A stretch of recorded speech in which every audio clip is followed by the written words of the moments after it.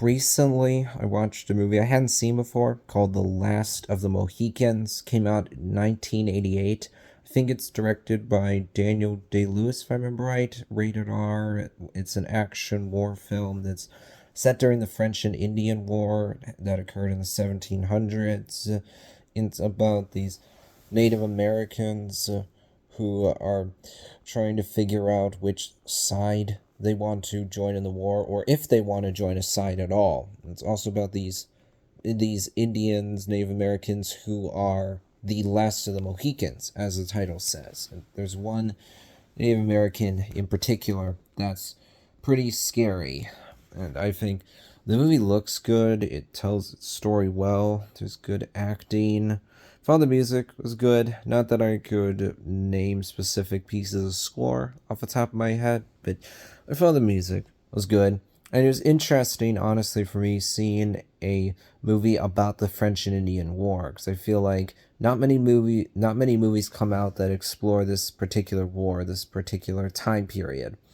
I thought that I liked how you had you have in the movie this guy who ultimately is brought before the Native Americans, and he ends up making an important decision, and you have this guy who's a general for the French, and we see that this side isn't treating the Native Americans well.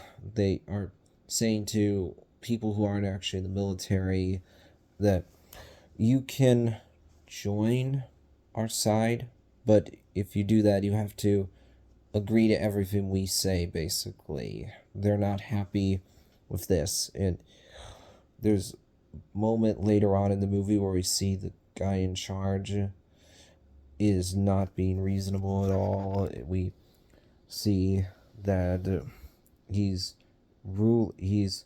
ruling with an iron fist, basically, or leading the military with iron fist. That's the better way to phrase it, actually. That's what he's doing.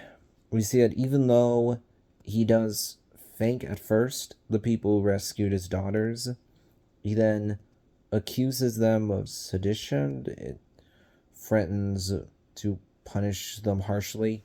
It is even mean to his own daughter, actually, which is pretty sad to see. And the movie is definitely one that's more adult. It's rated R. It has some violent moments. There's not like a ton of blood, but characters die. There's one scene where a heart is ripped out. So this definitely not a movie I would say is good for a kid to watch. One that is really for 18-year-olds and above. Maybe if you have a 16-year-old who's really mature, they could handle it. But for the most part, I'd say like 18 and above, not for kids. So that's good. That's good to know if you're a parent. That'll be it for now, though.